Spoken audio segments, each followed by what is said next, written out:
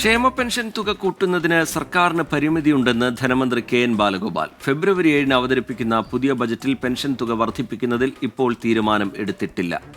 നിലവിലുള്ള ക്ഷേമ പെൻഷൻ കൃത്യമായി കൊടുത്തുപോകുന്നതിനാണ് ഇപ്പോൾ മുൻഗണനയെന്നും ധനമന്ത്രി 24-ന് നൽകിയ അഭിമുഖത്തിൽ വ്യക്തമാക്കി. ബജറ്റിന് മുന്നോടിയായി അനുവദിച്ച പ്രത്യേക അഭിമുഖത്തിലാണ് ധനമന്ത്രി കെ.എൻ. ബാലഗോപാൽ ക്ഷേമ പെൻഷൻ തുക വർദ്ധിപ്പിക്കുന്നത് സംബന്ധിച്ച പ്രതികരണം നടത്തിയത്. കേന്ദ്ര നിലപാട് മൂലം 50,000 കോടി രൂപയുടെ കുറവാണ് കേരളത്തിന് സംഭവിച്ചത്. ഇതാണ് പെൻഷൻ തുക 1,600 രൂപയിൽ നിന്ന് 2,500 രൂപയായി കൂട്ടുമെന്ന പ്രകടന പത്രികയിലെ വാഗ്ദാനം നടപ്പിലാക്കുന്നതിന് മുന്നിലുള്ള പരിമിതിയെന്ന് ധനമന്ത്രി വിശദീകരിച്ചു.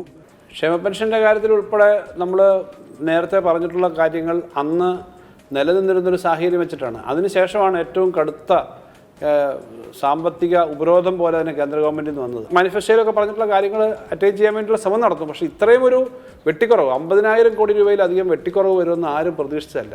പെൻഷൻ തുക 100 രൂപ പോലും വർദ്ധിപ്പിക്കില്ലെന്നാണോ അർത്ഥമാക്കുന്ന ചോദ്യത്തിന് ഇതായിരുന്നു മന്ത്രിയുടെ മറുപടി.